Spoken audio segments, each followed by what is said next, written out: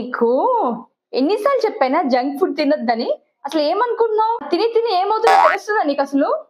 ఆ junk food తిని తిని పందిలా బలుస్తున్నావు. అసలు నీకు అర్థమవుతుందా? మీ ఫ్రెండ్స్ అసలు ఏమనట్లేదు అసలు ఇంత లావు అయిపోతున్నావని.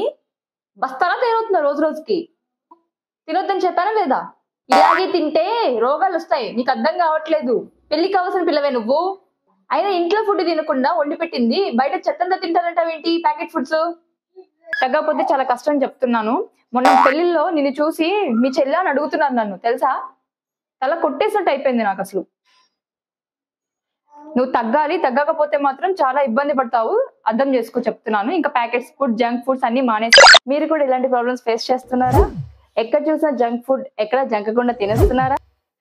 డియర్ పేరెంట్స్, ఒక్కసారి ఆలోచించండి. మీ పిల్లలకి జంక్ ఫుడ్ అలవాటు చేసే ముందు ఎంతవరకు ఇవి తినడం వల్ల ఆరోగ్యానికి మంచిది అని, విటమిన్స్, న్యూట్రియన్స్, మినరల్స్ బాడీకి ఎంతవరకు అందుతున్నాయి అని. కూరగాయలు, పండ్లు తినే బదులు పిజ్జాలు, బర్గర్లు, మజ్జిగలు, పండ్ల రసాలు తాగే బదులు మాక్టైల్స్, సాఫ్ట్ డ్రింక్స్ తాగుతూ ఉంటే బాడీలో చేంజెస్ రావా చెప్పండి?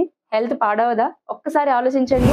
నాలుకకి రుచి చూసుకొని సరదా పడి ఆరోగ్యాన్ని పాడు చేసుకుంటారో, లేదా ఆరోగ్యాన్ని కాపాడుకుంటూ అవసరమైన ఆహారాన్ని తీసుకుంటూ జీవితాన్ని హ్యాపీగా లీడ్ చేస్తారో మీరే ఒకసారి ఆలోచించుకోండి.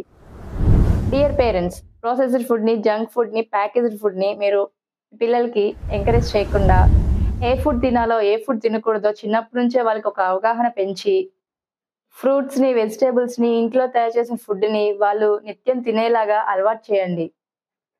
ఇలా చేసినట్లయితే మీరు ఆరోగ్యకరమైన భవిష్యత్తుని వాళ్ళకి ఇచ్చినవారు అవుతారు.